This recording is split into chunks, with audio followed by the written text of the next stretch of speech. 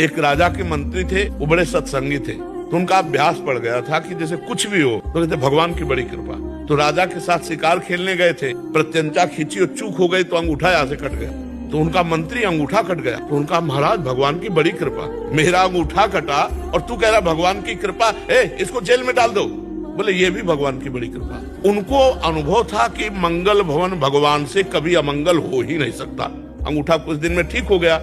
फिर शिकार खेलने गए तो कुछ सैनिक संग थे, मंत्री तो जेल में थे, तो सैनिक पीछे रह गए, उनका घोड़ा आगे बढ़ गया। तो दूसरी सीमा में एक मनुष्य को ढूंढा जा रहा था नरबलि देने के लिए। तो जो ही राजा को देखा तो दूसरे राजा ने अपने सैनिकों के साथ उनको कवर कर लिया कि इससे बढ़िया क्या होगा। और जब बलि के लिए ले जाने लगे तो देखा अंगूठा में कटे का चिन्ह, तो उसी की बलि चढ़ाई जाती है जो तनिक भी अंग भंग न हो। तो उन्होंने कहा भाई ये तो बलि देने लायक नहीं, छोड़ो इसको। अब उनको लगा यार मंत्री ने ठीक कहा था, अगर अंगूठा न कटा होता तो गला कट जाता, भगवान की बड़ी कृपा। लेकिन मंत्री जेल में सड़ रहा है, जब उसको जेल में डाला तो उसने कहा बड़ी कृपा।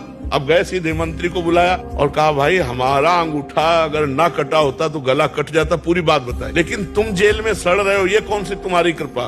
बोले महाराज मैं मंत्री हूँ, सैनिक कहीं भी पीछे रह जाते मेरा घोड़ा आपके साथ होता, और आप बंदी बनाए जाते मैं बनाया, आप तो अंगूठे के कटे होने से बच जाते, लेकिन मेरी बलि चढ़ जाती। तो भगवान ने मुझे जेल में रखा है, बड़ी कृपा।